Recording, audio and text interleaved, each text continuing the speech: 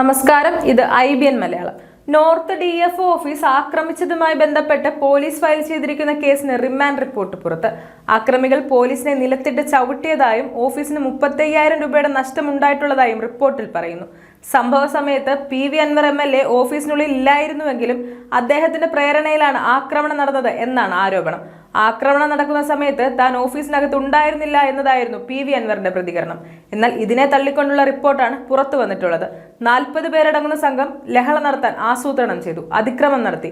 1 മുതൽ 10 വരെയുള്ള പ്രതികളാണ് നേരിട്ട് ആക്രമണത്തിൽ പങ്കാളികളായത്. ഇവർ പോലീസിനെ നിലത്തിട്ട് ചവിട്ടുകയും സാധന സാമഗ്രികൾ നശിപ്പിക്കുകയും ചെയ്തു.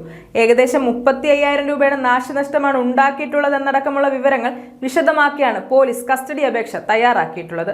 ഒപ്പം തന്നെ പോലീസിന്റെ ഫോൺ ചോർത്തൽ, ചേലക്കര തിരഞ്ഞെടുപ്പ് പെരുമാറ്റ ചട്ടലംഘനമടക്കം PV അൻവറിനെതിരെ നിലമ്പൂർ പോലീസ് സ്റ്റേഷനിലുള്ള കേസുകളെക്കുറിച്ചും കസ്റ്റഡി അപേക്ഷയിൽ പ്രതിപാദിച്ചിട്ടുണ്ട്.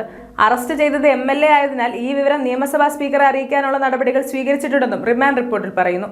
PV അൻവർ മറ്റ് 4 കേസുകളിൽ പ്രതിയാണെന്നും സമൂഹത്തിൽ അരക്ഷിതാവസ്ഥ സൃഷ്ടിക്കുന്നതാണ് അൻവറിന്റെ പ്രവൃത്തിയെന്നും രാഷ്ട്രീയ സാമ്പത്തിക സ്വാധീനമുള്ള പ്രതികൾ തെളിവ് നശിപ്പിക്കുന്നതും അന്വേഷണത്തിന് തടസ്സം സൃഷ്ടിക്കുന്നതും ഒഴിവാക്കാനാണ് അറസ്റ്റെന്നും ജാമ്യം ലഭിച്ചാൽ ഒളിവിൽ പോകാൻ സാധ്യതയെന്നും പോലീസ് കോടതിയിൽ സമർപ്പിച്ച റിപ്പോർട്ടിൽ പറയുന്നു. News desk IBN Malayalam.